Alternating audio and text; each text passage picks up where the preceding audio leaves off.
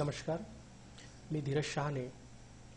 Onset 2015 मध्ये आज मी एक सिच्युएशन एक्सप्लेन करत आहे, ज्यामध्ये एक्सेल आणि वर्डचा उपयोग करून आपल्याला एक आउटपुट बनवायचं आहे आणि हे आउटपुट कसं बनवलं गेलं याच्याबद्दल डिटेल्स मी तुम्हाला देतो.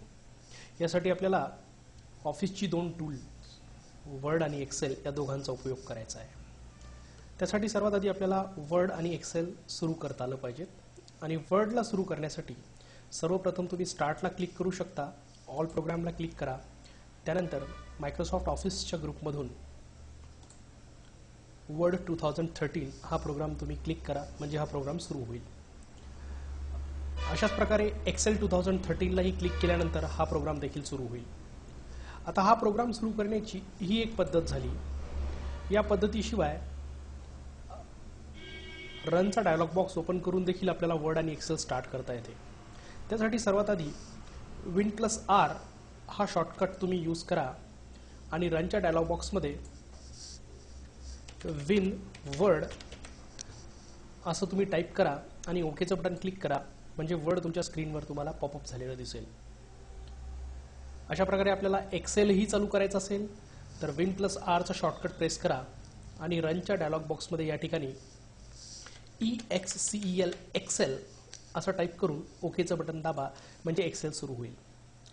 आपल्या सर्वांच्या रेफरन्ससाठी मी वर्ड आणि एक्सेलच्या ज्या यूज होणाऱ्या फाईल्स आहेत त्या ऑलरेडी ओपन केलेल्या आहेत, त्या चालू केल्या आहेत. लक्षात घ्या, एक्सेलच्या फाईलमध्ये मी एका संस्थेचा परीक्षेचा जो रिझल्ट आहे तो या ठिकाणी डिस्प्ले केला आहे. आता संस्थेचा रिझल्ट म्हटलं तर तो डेटा मॅसिव्ह डेटा असू शकतो. या ठिकाणी मी केवळ 50 विद्यार्थ्यांचे रेकॉर्ड्स घेतले आहेत. हे 500 असू शकतात, 5000 देखील असू शकतात. एक्सेलच्या या स्प्रेडशीटमध्ये मी 3 वर्कशीट तयार केल्या आहेत. या पहिल्या वर्कशीटमध्ये विद्यार्थ्याचा रोल नंबर, त्याचं नाव, त्याची सिटी, त्याला वेगवेगळ्या विषयात मिळालेल्या गुणांची संख्या या ठिकाणी दिलेली आहे. त्याला मिळालेले मार्क्स या ठिकाणी आपण दिले आहेत.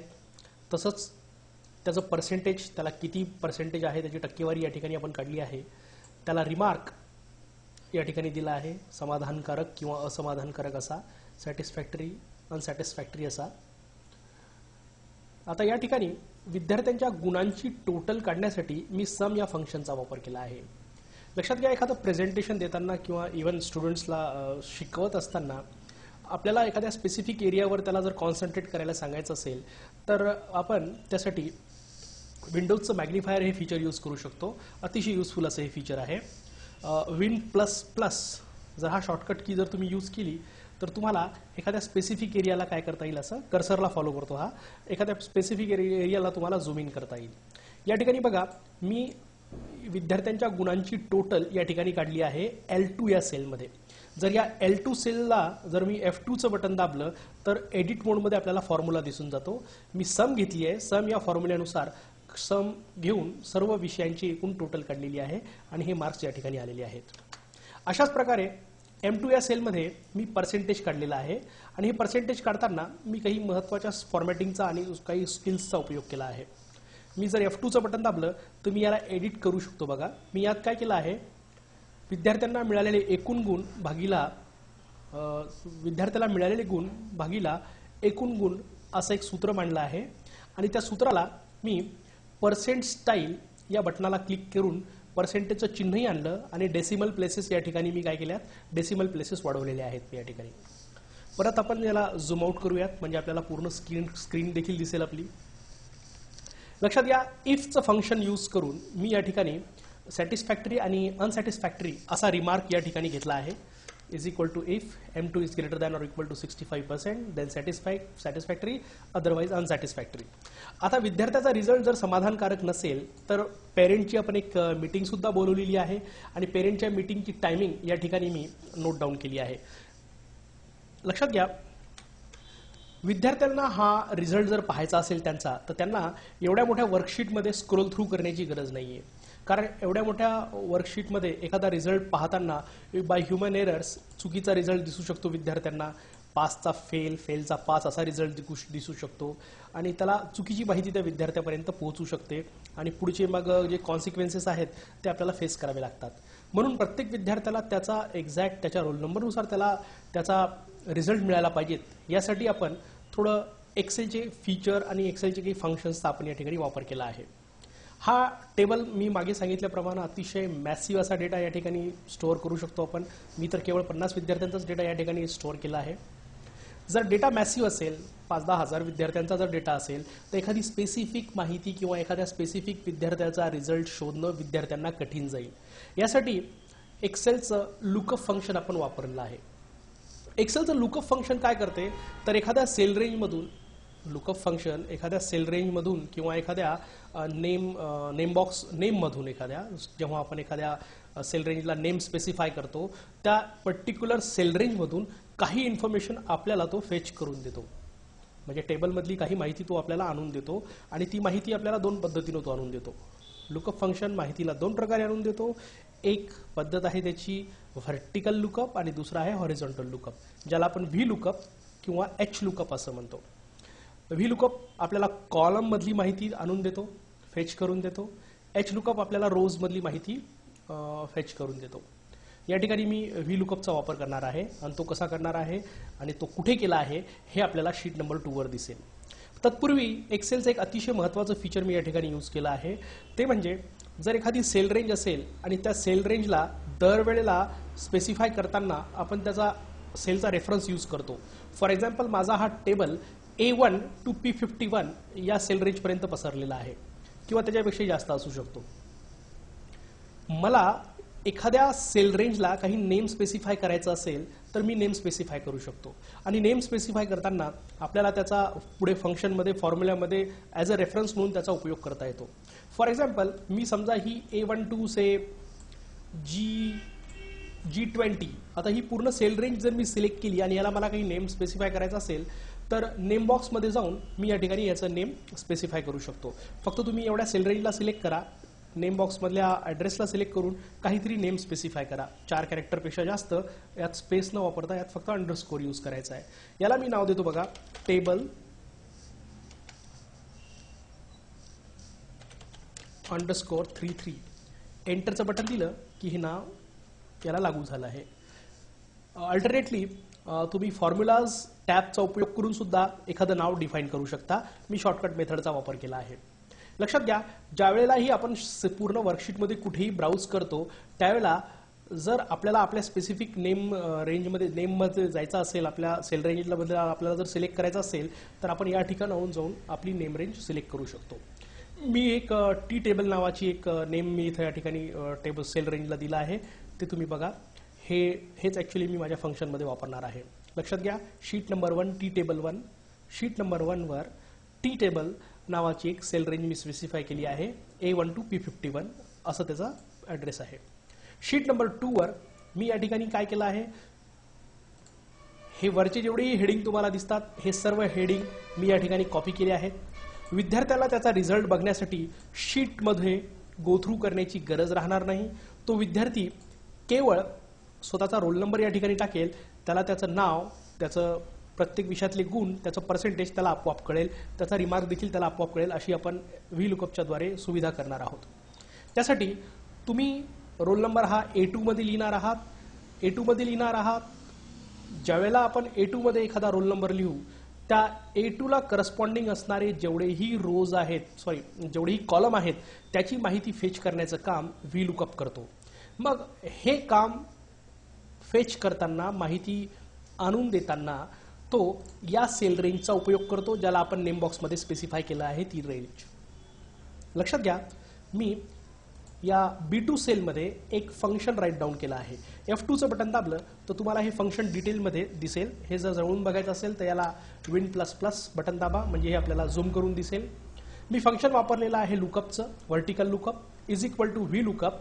ब्रॅकेटमध्ये मी लिहिलं आहे $A $2 T table comma two false. यामध्ये सहसा ट्रू व्हॅल्यू आणि फॉल्स व्हॅल्यू आपल्याला प्रिंट करायची असते, आपल्याला शो करायची असते. तर ट्रू व्हॅल्यू काय आहे याची, तर मी काय लिहिलंय बघा. आता व्ही लुकअपमध्ये हा काय करेल, ज्यावेळेला A2 मध्ये काही माहिती, काही रोल नंबर लिहिला जाईल त्यावेळेला व्हीलुकअप काय करेल, टी टेबल नावाच्या आपल्या रेंजमध्ये जाईल आणि त्या ठिकाणी 2 नंबरच्या कॉलम मधली माहिती या ठिकाणी तो आपल्याला फेच करून आणून देईल। या ठिकाणी मी इन्फॉर्मेशन A2 मध्ये लिहित आहे, रोल नंबर A2 मध्ये लिहित आहे। या A2 हा असा ॲड्रेस न वापरता मी या ठिकाणी $A $2 अशा पद्धतीचा ॲड्रेस वापरला आहे। $A $2 इथे डॉलर ॲब्सोल्यूट सेल रेफरन्स घेण्यासाठी वापरला जाते। लक्षात घ्या, नेम ऑफ द स्टुडंट समोर बरोबर नेम ऑफ द स्टुडंट खाली नेम ऑफ द स्टुडंट आलं पाहिजे। सिटी खाली सिटी येण्यासाठी तुम्हाला या ठिकाणी देखील व्हीलुकअपचं फंक्शन वापरावं लागते आणि हे फंक्शन वापरताना अतिशय सोप्या पद्धतीने वापरायचं। एकदा पहिल्या सेलमध्ये द्यायचं आणि हा फॉर्म्युला कॅरी फॉरवर्ड करण्यासाठी फक्त याला ड्रॅग करायचं तुम्ही, म्हणजे काय होईल, प्रत्येक सेलमध्ये हा फॉर्म्युला कॅरी होईल।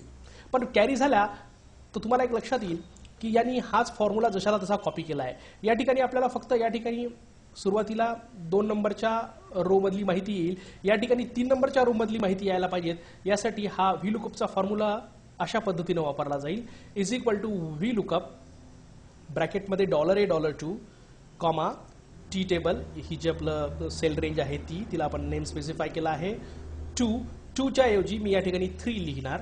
3 लिहिलं म्हणजे एक्झॅक्टली काय होईल की व्हीलुकअप शीट नंबर 1 वर जाईल आणि तिसऱ्या कॉलम मधली रोल नंबरच्या करस्पॉन्डिंग असणारी जी व्हॅल्यू आहे ती व्हॅल्यू तो आपल्याला या ठिकाणी फेच करून देईल। अशा पद्धतीनं प्रत्येक ठिकाणी मी हा व्हीलुकअपचा फॉर्म्युला या ठिकाणी पुटअप केला आहे आणि सर्वात शेवटी रिमार्क सुद्धा मी पुटअप केला आहे। आपला विद्यार्थी ज्या वेळेला या वर्कशीटवर येईल त्यावेळेला तो विद्यार्थी केवळ रोल नंबरच्या फील्डमध्ये टाकेल। आता त्याचा रोल नंबर 100 201 ते 250 अशा पद्धतीत मी या ठिकाणी टाकला आहे। मी हा रोल नंबर जर असा लिहिला 100 250 म्हणजे शेवटच्या विद्यार्थ्याचा हा रिझल्ट असा आहे, नवघरे शुभांगी तुकाराम पांगरी नवघरे, प्रत्येक विषयातले मार्क्स पर्सेंटेज आणि त्या विद्यार्थिनीचं रिमार्क। जर 100 249 लुक इन्फॉर्मेशन इज चेंजिंग, प्रत्येक ठिकाणी 248 बघा 100 200 नॉट अवेलेबल कारण या पद्धतीचा कोणता रोल नंबरच नाही आहे। 100 201 ओके 100 202 तुम्हाला सर्वांना हा रिझल्ट चेंज होताना दिसत असेल। थोडक्यात विद्यार्थ्यांना सुविधेसाठी व्हीलुकअपचा वापर करून काय केले जाऊ शकते, तर विद्यार्थ्याला हवी असलेली इन्फॉर्मेशन एका क्लिकमध्ये आपण त्याला पुरवू शकतो। आपल्याला काय करायचं आहे, आता आपल्याला हा जो रिझल्ट विद्यार्थी आल्यानंतर विद्यार्थी आपल्या इथे हा रिझल्ट पाहतील, या वर्कशीटचा उपयोग करून पाहतील, त्याला हवी ती इन्फॉर्मेशन इमिडिएटली मिळून जाईल। पण याच इन्फॉर्मेशनला आपल्याला विद्यार्थ्यांच्या हाती त्याचं प्रिंट देखील द्यायचं आहे। एक मीटिंग बोलवलेली आहे आपण विद्यार्थ्याची, त्याचा प्रोग्रेस आपल्याला मॉनिटर करायचा आहे। सॅटिस्फॅक्टरी असेल तर त्याला आणखी काय बदल करता येईल याच्याबद्दल माहिती द्यायची आहे। तसंच अनसॅटिस्फॅक्टरी जर का त्याचा रिझल्ट असेल तर त्याचा रिझल्ट इम्प्रूव्ह करण्यासाठी कोणत्या गोष्टींची काळजी घ्यावी लागेल ह्याचं आपल्याला त्याच्या पालकासोबत डिस्कशन करायचं आहे। त्यावेळेला आपल्याला हे लेटर त्याच्यासोबत द्यायचं आहे आणि हे लेटर मी वर्डमध्ये तयार केलं बघा। तुम्ही पाहू शकता वर्डमध्ये ऑलरेडी एक मी फाईल तयार केली आहे, एक लेटर हेड तयार केला आहे। त्या लेटर हेडवर मी पूर्ण पालकाला उद्देशून एक पत्र टाईप केलेलं आहे। आता लक्षात घ्या, जेव्हा 2 प्रोग्राम तुम्ही चालू करता तेव्हा या 2 प्रोग्राममधून जर एका प्रोग्राममधून दुसऱ्या प्रोग्राममध्ये जर स्विच करायचं असेल तर आपला एज ओल्ड असा शॉर्टकट सर्वांना माहीतच असेल, अल्टर टॅब, याचा उपयोग करून आपण दोन्ही प्रोग्राममधून सहजपणे अतिशय सहजपणे याचा काय करू शकतो, स्विच करू शकतो। We can switch by using alter tab okay. पण विंडोज 7चा जो इंटरफेस आहे एरो नावाचा, त्या एरोमध्ये आपल्याला काही त्याचा इंटरफेस दिलेला आहे। त्यामध्ये तुम्हाला विन टॅब या शॉर्टकटचा यूज करून देखील तुम्हाला बऱ्याच इंटरेस्टिंग वेने वेगळ्या पद्धतीने सुद्धा आपण काय करू शकतो, या विंडोजमधून स्विच करू शकतो। आणि विद्यार्थ्यांना हे शॉर्टकट थोडेसे डायनॅमिक असल्यामुळे, थोडे ॲनिमेटेड असल्यामुळे दे रिली लाईक्ड इट ओके। आता महत्त्वाची गोष्ट आहे, आता या ठिकाणी एक मी पत्र टाईप केलं आहे। आपला जो रिझल्टचा डेटा आहे तो मेल मर्जचा उपयोग करून आपल्याला तो प्रिंट करायचा आहे सर्वप्रथम, आणि त्यानंतर पालकांना त्याची ईमेल सुद्धा आपल्याला पाठवायची आहे। त्यासाठी मेल मर्जचा वापर आपण करणार आहोत. या ठिकाणी बघा विद्यार्थ्यांचे मार्क्स येतील, त्याचं जे काही पर्सेंटेज असेल ते पर्सेंटेज या ठिकाणी येईल, या कॉलममध्ये येईल, सॉरी या सेलमध्ये येऊन जाईल. देन विद्यार्थ्याचं नाव, त्याचे डिटेल्स या ठिकाणी टाईप केलेले आहेत ते सर्व येऊन जातील. त्यासाठी आपण मेल मर्जचा वापर करणार आहोत. लक्षात घ्या, मेल मर्ज ॲक्च्युली काय करतो, एका सिंगल डॉक्युमेंटच्या मल्टिपल कॉपीज तयार करण्यासाठी उपयोगात येणारं हे वर्डचं अतिशय युजफुल असं फीचर आहे. सिंगल डॉक्युमेंटच्या मल्टिपल कॉपीज तयार करून त्याचं एक नवीन डॉक्युमेंट तयार केलं जाऊ शकते मेल मर्जचा उपयोग करून. आता लक्षात घ्या, मेल मर्जमध्ये जो डेटा आपल्याला इम्पोर्ट करायचा आहे तो डेटा मी या ठिकाणी शीट नंबर 3 वर ठेवला आहे आणि त्याला सुद्धा एक नेम स्पेसिफाय मी केला आहे. आय थिंक दॅट इज हे table_22. आपल्याला ही पूर्ण सेल रेंज एक्सेलमध्ये as a database, as a list आपल्याला इम्पोर्ट करायची आहे. वर्डमध्ये या, वर्डमध्ये आल्यानंतर मेलिंग टॅबला क्लिक करा. मेलिंग टॅबला क्लिक केल्यानंतर स्टार्ट मेल मर्जला क्लिक करा. मेल मर्जला क्लिक केल्यानंतर ऑलरेडी आपल्याला एक लेटर आहे, ते लेटर पाठवायचं आहे म्हणून आपण हे लेटर नावाचं ऑप्शन घेऊ. त्यानंतर ज्या विद्यार्थ्यांना आपल्याला ही यादी पाठवायची आहे त्या विद्यार्थ्यांची लिस्ट जर तयार नसेल तर ती आपण नवीन एक विद्यार्थी टाईप करू शकतो किंवा एखादी एक्झिस्टिंग म्हणजे तयार इन्फॉर्मेशन यूज करू शकतो. आपली लिस्ट तयार आहे म्हणून आपण यूज अँड एक्झिस्टिंग लिस्ट नावाचा ऑप्शन यूज करूयात. जी आपली लिस्ट मी या ठिकाणी सेव्ह केली आहे ती डेस्कटॉपवर pf_2 नावाच्या फोल्डरमध्ये सेव्ह केली आहे, VLOOKUP नावाच्या फाईलमध्ये. याला मी ओपन करतो.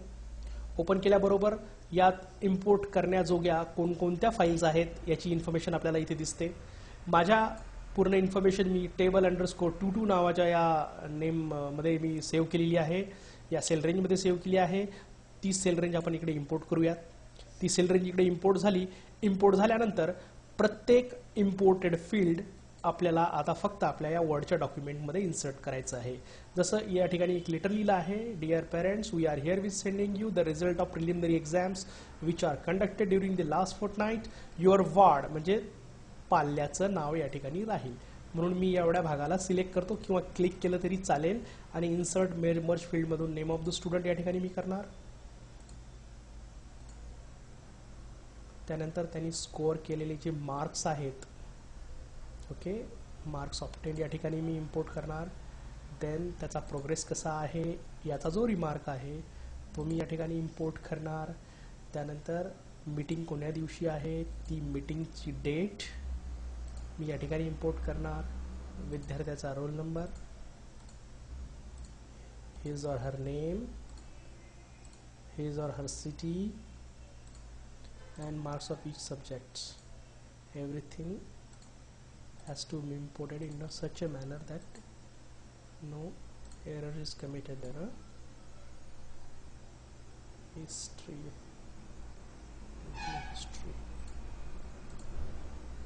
mathematics, geography,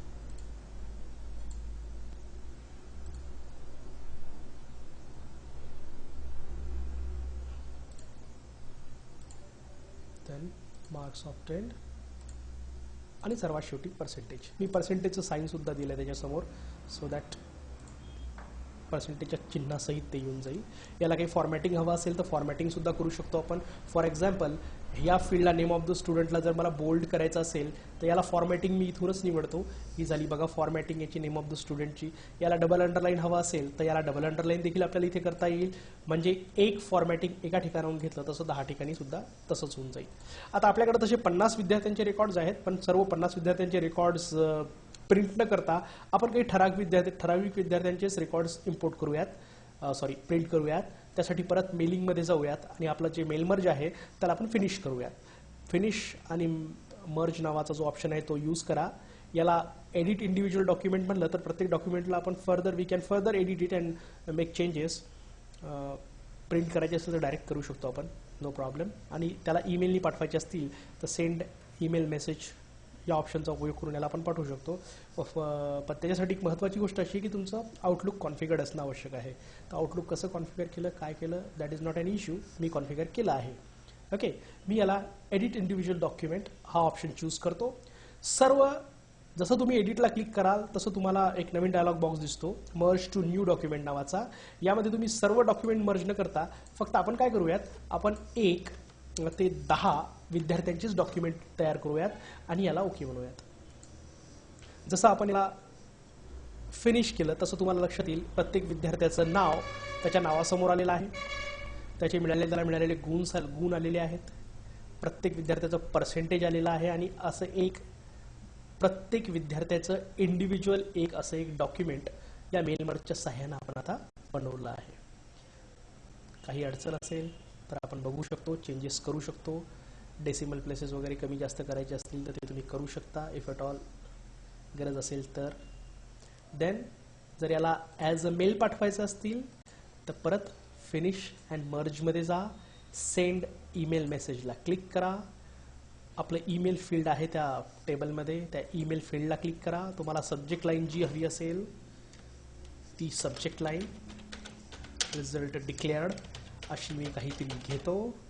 and then from 1 to 10 10 विद्यार्थ्यांना पाठवूयात आणि याला ओके म्हणूयात.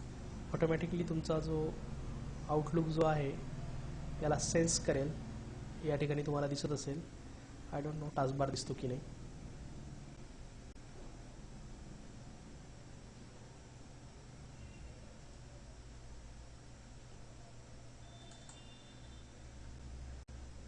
ओके, तुम्हाला आउटबॉक्समध्ये 10 मेल आलेल्या दिसतात, ज्या आत्ता जस्ट आपण पाठवल्या आहेत याच्या थ्रू, मेल मर्जच्या थ्रू.